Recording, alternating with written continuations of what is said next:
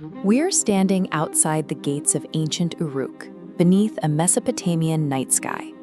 These mud brick walls and the network of irrigation canals represent a moment when humans began to reroute rivers and store grain, insulating themselves from the unpredictability of the natural world.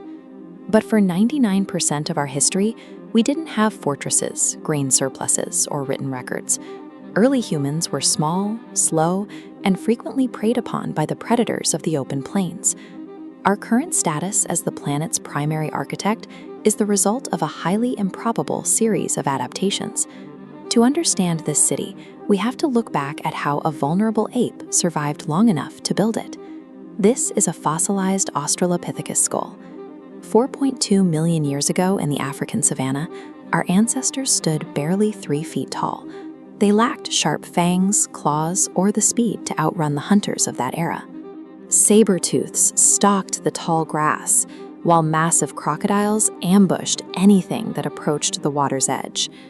For these early hominins, infant mortality was a constant threat. Any youngster who strayed from the group was unlikely to survive the day. Survival depended on a capacity for empathy and shared vigilance. Because a solitary mother could not forage for food while simultaneously defending a child, the group functioned as a single unit, sharing the burden of raising the young and watching for movement in the brush. Before biology granted us higher intellect, we relied on social cohesion. Mutual care and the ability to bond with others formed a protection that kept the lineage alive. 2 million years ago, as the African forests shrank, Homo habilis adapted by scavenging from the kills of large predators. They tracked the movements of big cats and rushed in to claim whatever meat remained on the carcass. These stone flakes feature sharp edges created by striking one rock against another. Homo habilis used these tools to slice through hide and crack open bones for marrow, accessing calories that other scavengers couldn't reach. Creating these tools required a new way of thinking. A hominin had to hold a raw rock and see the edge hidden inside it, planning the angle of each strike before the tool even existed. By 1.9 million years ago, Homo erectus appeared with a body built for long-distance travel. They featured a taller frame and a skeleton capable of enduring long treks under the sun. Homo erectus practiced persistent pursuit. They chased prey through the midday heat for hours until the target collapsed from exhaustion. They also mastered fire. A burning branch recovered from a lightning strike provided warmth, protection from nocturnal hunters, and a way to cook meat. The campfire became the first communal space for the species. By combining stone tools, physical stamina, and the control of fire, our ancestors moved beyond simple survival. Homo erectus became the first of our lineage to leave Africa and expand into Eurasia.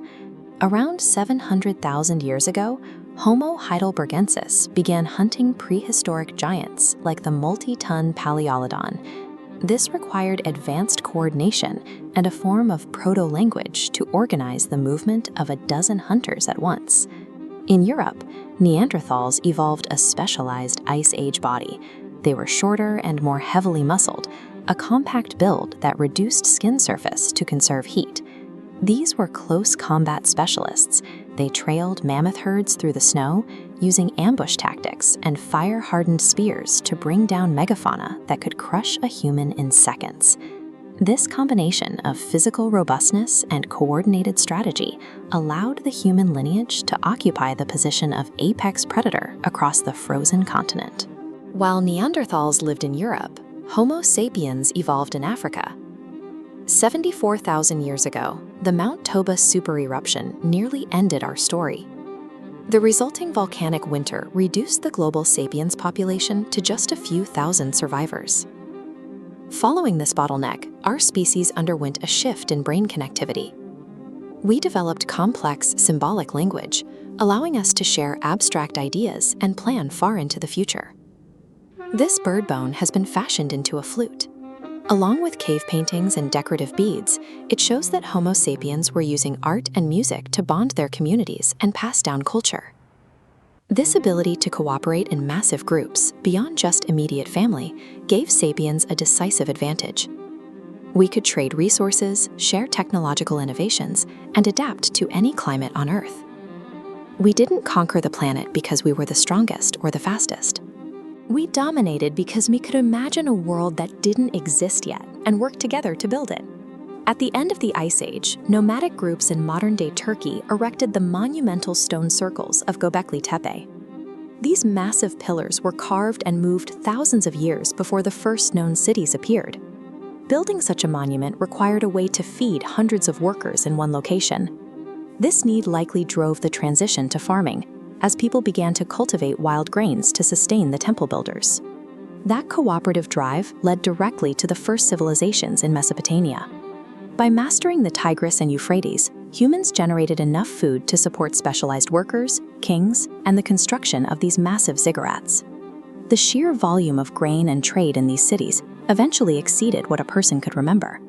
To keep track, administrators pressed wedge-shaped symbols into clay, turning spoken thoughts into a permanent record. The towering cities and global networks we see today are the result of millions of years of invention and cooperation. The vulnerable ape of the savannah has become the architect of the modern world.